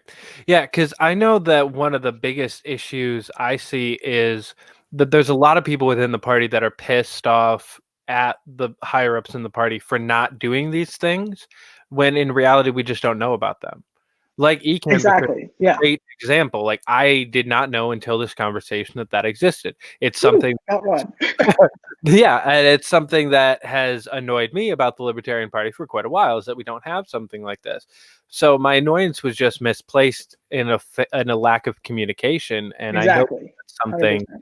that a lot of people are struggling with. Is, even that seminar that you were just mentioning was a great resource, something that I didn't realize we were doing, and maybe that was just a one-off, but it definitely lifts people's spirits to know that their party is engaging in doing these things and helping their candidates in ways that we originally didn't know they were doing.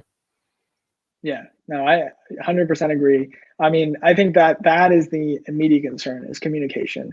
I mean, winning campaigns and running serious campaigns comes secondary, but first we have a massive communication error that we need to fix within the party. So that'd be my first focus. Awesome. Do you have any ideas for other kind of like seminars or ways to kind of train and help out candidates in maybe more of what you're better at, like the administrative side? Yeah, I mean, hey, if someone wants to do a call about how to make a party call in New York State, I mean, I don't know who would need to or who would want to, but we can go through it. I do think that in New York, and I wish that we had done this, and in the future, I hope to do something like this, is more petitioning seminars so that people can understand the ludicrous petitioning requirements and like definitions of what is a signature and what isn't in New York State. I'm fairly knowledgeable in that subject. Gary Popkin would be someone who's much more knowledgeable than I am in that subject. And we have certain people in the state that are really good at it. But for the most part, that knowledge doesn't trickle down to the candidates without us actually doing something like a seminar. So on the state level, that's something that I would like to do. And then on the national level, something I want to do as wrap is, I mentioned the Frontier Project earlier. I want to engage folks that were either volunteering or working on the Frontier Project and have them do seminars with folks in Region 8 so that we're able to, again, better identify races that we can win, recruit candidates, which they did out in Montana, and then run winning campaigns. Because ultimately, especially with those first two, but really all three, we don't identify races as a party. Like, that's just not something we routinely do. There's usually like that one data nerd in the party that does it. There's I used to do it. There's a guy that I just met in New Jersey who did a precinct analysis down there, which is really cool. But for the most part, we don't really do that as a party. Right. And there are people that know how to do it. And some of those people are working on a Frontier Project. So it's an opportunity to link existing knowledge within the party and help people learn without having to bring anyone in. We're just not connecting the right people. Right. Well, it's nice to see that you're making those connections and picking those out. Seeing connections that other people aren't, so we can bridge some of those gaps.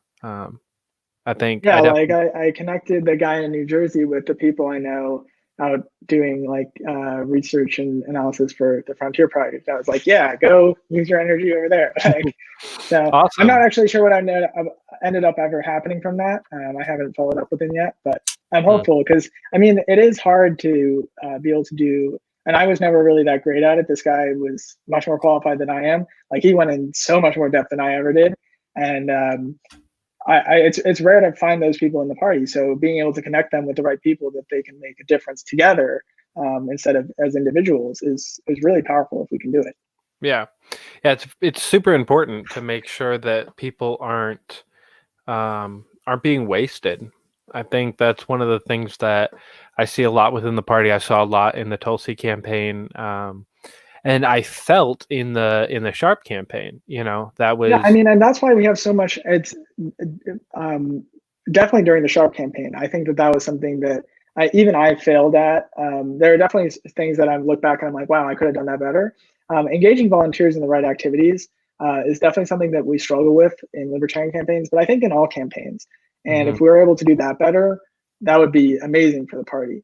But yeah.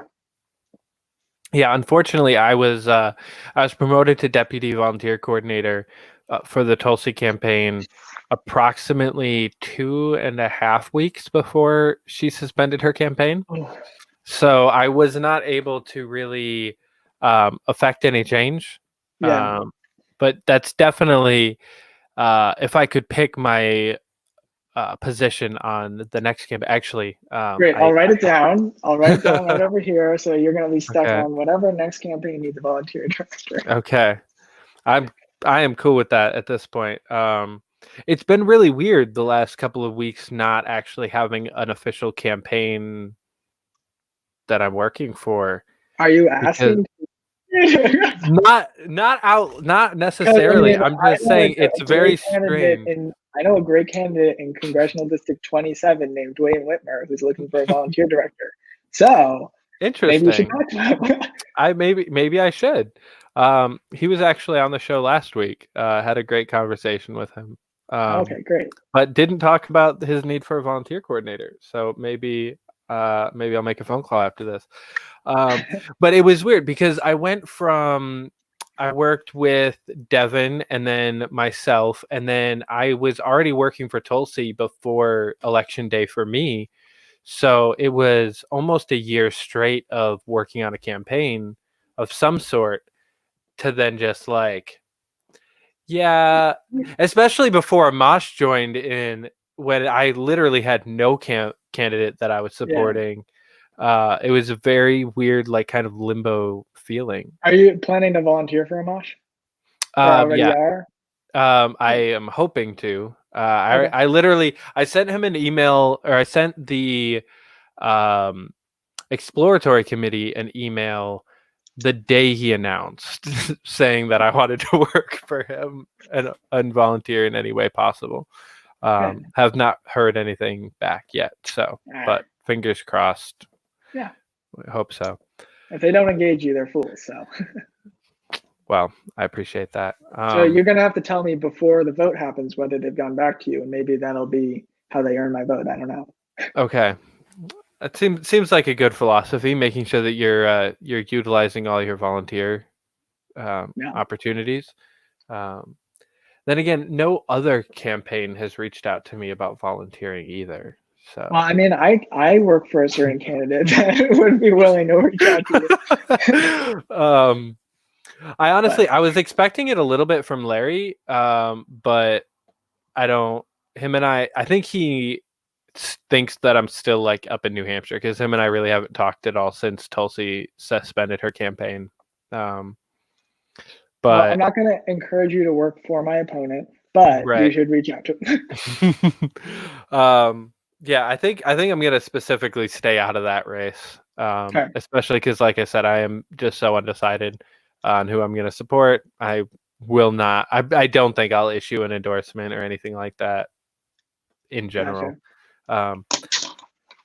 But to wrap up, just tell everybody like where they can find information about you and help support you for running for Region 8 or. Geez, this is like a huge. Yeah, no, it is a giant graphic. So these are all the things that I'm doing actively beyond campaigns. Thank you for having me on. It's been a pleasure. So for anything that I do within the state party or as a candidate for state senate, or most importantly, as a candidate for Region 8 rep, that you can all find information on my Facebook page, which is Tucker Coburn for LNC Region 8 rep. Or it might be for LNC Region 8. But whatever it is, you'll find it pretty easily.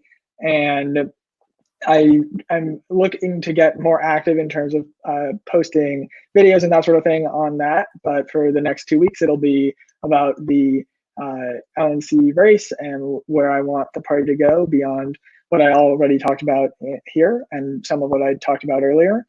And then if you want to connect with me on Facebook, you're more than welcome to on a personal level. I do more of my state political connecting on that level. And then there you go, look at that. And my email, if you ever have a question for me, is tucker.coburn@gmail.com. If you want to text me or call me, you're welcome to do that. If you call me out of the blue, I probably will not pick up because I'm a libertarian. So text me first. But yeah, you can message my page for my number, or you can email me for my number, and I'm more than happy to hop on a call with basically anyone who's in the party and working to move it forward. But yeah, thank you for having me on. Awesome. If you're watching this and you're a delegate in Region 8, I hope you'll give me a listen and give me your vote if you want to help Libertarian candidates win in Region 8. Awesome. Well, thank you so much for coming on. Great conversation. And I look forward to getting to work with you on some of these campaigns here as the quarantines get lifted and we actually get to move again. Yes. More field work. More field work. Yeah. Have a good one. You too.